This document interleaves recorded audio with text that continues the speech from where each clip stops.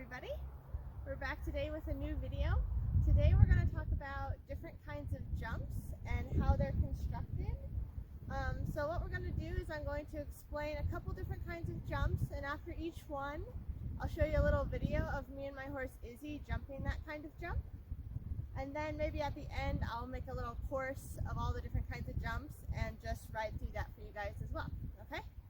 So the first thing we're going to talk about is all the pieces that you need to put a jump together. So we have our ground poles, obviously. I have a couple different colors.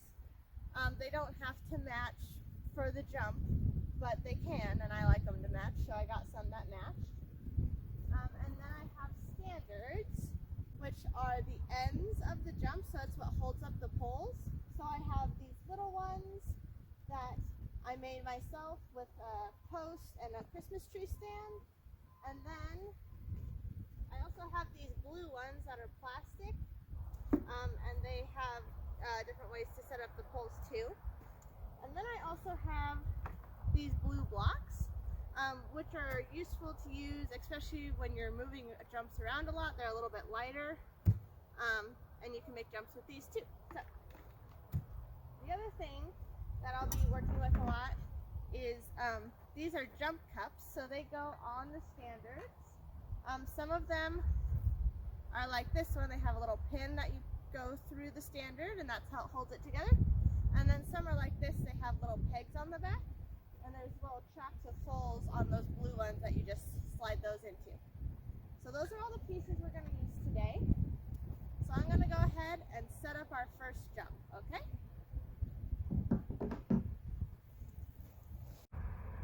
Okay, so the first jump we're going to talk about today is called a crossrail, or sometimes it's called an X, or just a cross, or a crossbar. There's lots of different names for it, but I usually call it a crossrail. So they look something like this. They make a little bit of an X. So we're going to talk about this one first, and then go this one. So for this blue one, I used the bigger standards, the taller ones. And then I made our X. And then I put this pole down on the ground. That's called a ground line.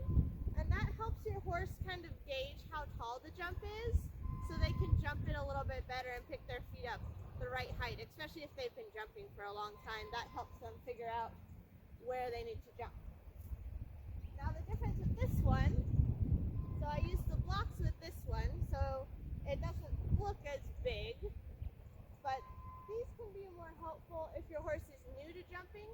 It kind of funnels them to jump over the middle of the jump, whereas with one like this, it might be a little easier for your horse to try and jump the side or jump out. So those are just some options. And then for this one I put two ground lines, just because with the blocks it's hard to put it right underneath it.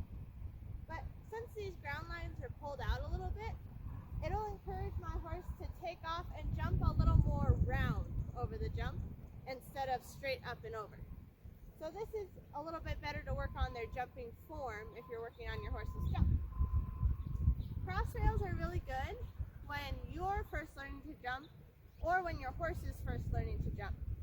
An X is really inviting for a horse to jump because there's a lower part in the middle, so it makes it a little easier for them.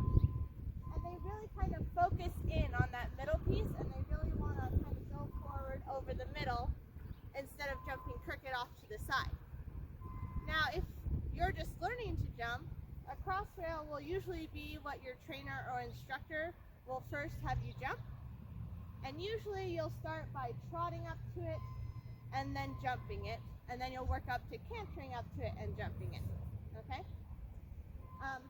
So when you're first learning to jump, sometimes your horse will trot up to it and they won't even jump it. They'll just kind of trot over and then trot away.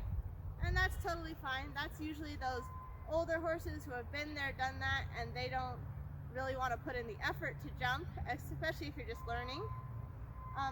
But then there's other horses who are really excited to jump, so they'll trot up to it and they'll put in a lot of effort and then canter away from it, which is what my horse usually does.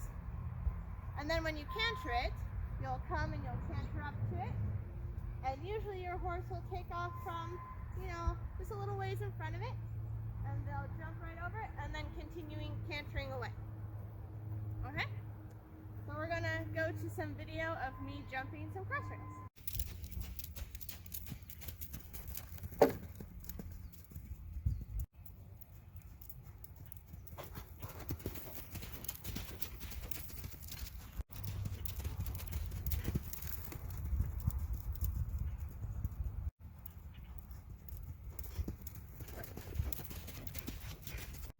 Okay, the next jump we're going to talk about is called a vertical, and it looks like this.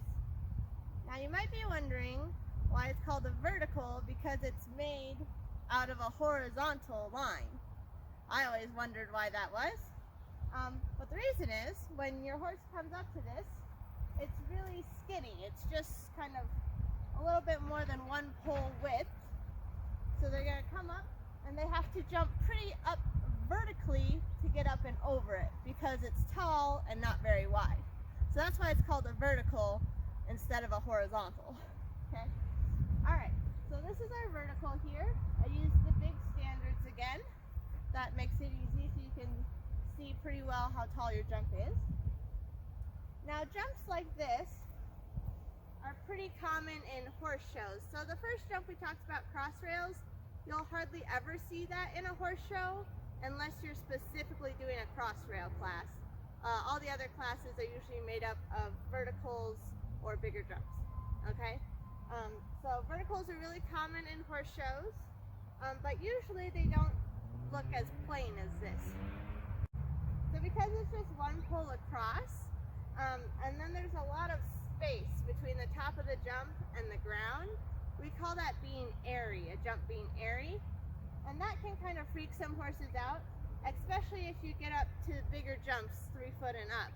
It gets a lot of space down there. It looks really airy and empty, which can make it hard for the horse to know where they're supposed to be jumping. Okay? So there's a couple things you can do to fix that. The easiest one is to get another pole, and you can do something as simple as putting a little, just half of a cross like this diagonally, and that fills it in a little bit so your horse can kind of see how big the jump is a little bit better. You could also just add another rail like that, so you have 2 horizontal rails together. It's still the same height, but it helps your horse kind of fill in all those gaps.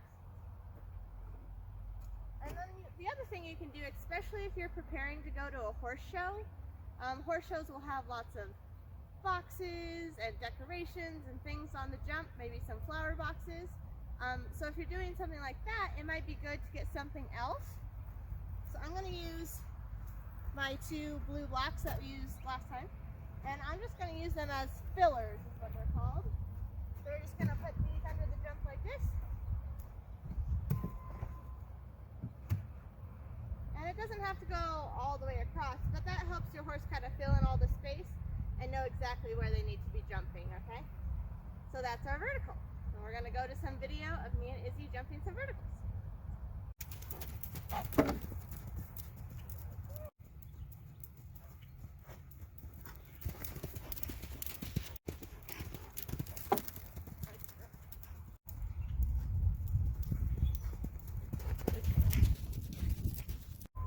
Okay, the next type of jump we're going to talk about are oxers, and we are going to talk about a couple different kinds of oxers. We're going to start with this. So an oxer is any jump that has kind of 2 jumps put together, smushed together, and that makes it wider, so your horse has to jump over a wider space than just the little vertical that we did last time. So we've kind of gone from it being like this wide to it like doubling and being about this wide. Now oxers, you can also spread out and make the space between it a little wider, and that makes the horse have to stretch farther and show their athletic ability to get over those jumps. Now this oxer that I have is a square oxer, so that's the first kind we're going to talk about. A square oxer, the 2 rails that make up a square oxer are at the same height, okay? And that means that you can jump this from either side. So I can be going this way and jump it, or this way and jump it. Either one. And that's because they're at the same height. It's safe for my horse to go both directions, as long as I have a ground line on each side, as I do. So I have my ground line here, and my ground line here, and my ground line, the front one, will tell my horse where to take off. So if this one wasn't here, and just the other one was there, she might get a little confused as to where the jump actually is, and she might end up hitting this first rail with her front legs. Okay, so that's why it's important to have a ground line the direction you're going. So that's your square oxer. So here's a video of me and Izzy jumping a square oxer.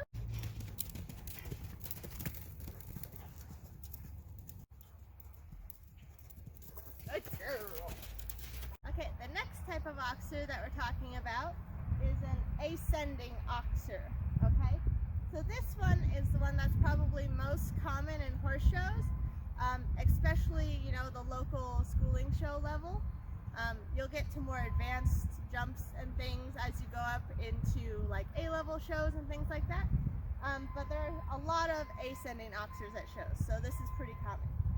So the difference is, instead of the rails being at the same height like the last one was, the back rail on this one is a little bit higher, okay?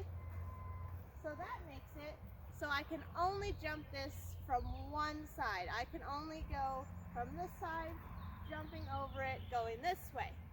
And that's because that's the only safe way to do it. Okay, so as I'm coming up here, cantering my horse up here, she can see how the jump kind of is built. She can see the ground line, so she knows kind of where to take off.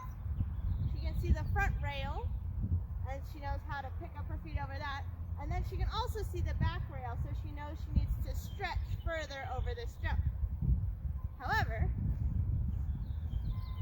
if I came at it from this angle, going the wrong way over this ascending oxer, horses have really poor depth perception. So as she's coming up here, the front and the back rail are going to kind of blend together, because as the way she's looking at it, she's going to see mostly just this front rail, okay? So if she just tries to jump that, she's going to maybe think it's just a vertical, and she's not going to stretch as far as she needs to, and she might end up coming down on this back rail with her back legs, okay? And that's not very safe for your horse or for you. And the other reason why I can't jump this way is I don't have a ground line on this side. So that makes it especially hard for my horse to know where she needs to take off and pick up her feet, okay? So this is our ascending oxer. Super common in horse shows, super fun. So here's a video of me and Izzy jumping a ascending oxer. Our last type of jump that we're going to talk about today is another oxer. It's called a Swedish oxer, and it looks like this. I moved the camera so you could really see what it looks like as you're coming up to it. So it's still an oxer. It still has the two poles that make up the oxer here. So we needed two sets of standards to make it, just like the other oxers. But instead of having poles that are straight across, they're both at an angle, but the opposite angle to each other. So one is sloping down one way and the other is sloping down the other way. So that makes this little kind of cross that you see as you're cantering up towards it. So this kind of oxer is more as you get into more higher levels of showing. You might jump some Swedish oxers, and usually they have more poles than this, so it's not so airy, but I was running out of poles. So this is what we get today for our Swedish oxer. So it's kind of the same idea as any of the other oxers. It makes your horse jump wider and stretch over the jump. But because of this kind of cross shape it makes, it's kind of reminiscent of a crossrail, right? Like that we learned first. So it might be, you know, your horse might look at it funny if they haven't jumped one before, but it will kind of help them center themselves and jump more in the middle as well. Okay? So a Swedish oxer, since it's set the same on each side, so same number of holes, just opposite for the two sides, you can jump this from either way, because right in the middle, they're about the same height, okay? And your horse can see this pretty well as they're coming up to it, okay? So I've put ground lines on both sides for this one too. Okay, so we'll go to a video of Izzy and I jumping a Swedish oxer here. Note, we will definitely not be jumping a Swedish oxer that's this high with Izzy today. And that's because she's never jumped one before. I've jumped Swedish oxers before, but she's pretty new to jumping. So this will be new for her and she'll learn something today too. So here's your Swedish oxer.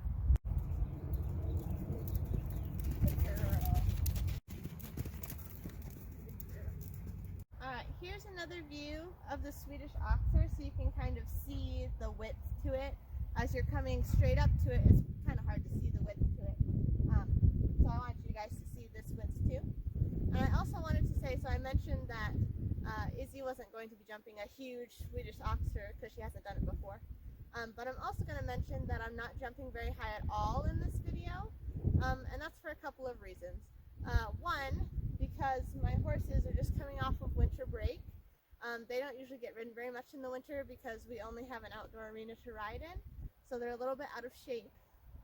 And two, because of the situation that's going on with the pandemic, it's pretty irresponsible of me to be taking my horse over big jumps and putting myself and my horse at risk unnecessarily. Jumping is dangerous, even with a horse that knows how to do it. So I'm going to keep low for the jumps today to keep it comfortable, easy, safe for me and my horse, just so we don't cause any extra emergencies that we don't need, okay? So that's why we're jumping lower today. I hope you enjoy. Okay, everybody. So you're about to watch Izzy and I do a whole course of jumps. But before we do that, we're going to walk you through the order of the jumps and what they all look like, and we're going to review what kind of jump they are. Okay? So here we're going to show you the first jump. So it'll be this one. It's a red vertical with some cones as fillers. And the video is going to move a little bit because I'm riding while I'm doing this. Okay, so after we jump the red vertical, we're going to come around this corner, and I'm going to go ahead and trot into this next jump, just because it's kind of a tight turn for Izzy and it makes it a little easier for her. So we'll come around, I'll be trotting this orange crossrail right here. Well, no, we're not doing it right now, Izzy. Ah! Izzy was having too much fun. She wants to jump again. Alright, we'll go around that. Okay, so we're doing a line. That orange crossrail to this yellow ascending oxer. See there? It has the two different size rails. Then we'll come around this turn. Gonna go through the shade here. And then we'll come up here to the blue Swedish oxer, so you can see the, oh, not right now, Izzy, jeez. She's trying to trot, she wants to go again. So there's our Swedish oxer, and that's her. We've done it a couple times now today, and she's doing really well over it, even though it's her first day over Swedish. All right, and then we're gonna come around for our last jump.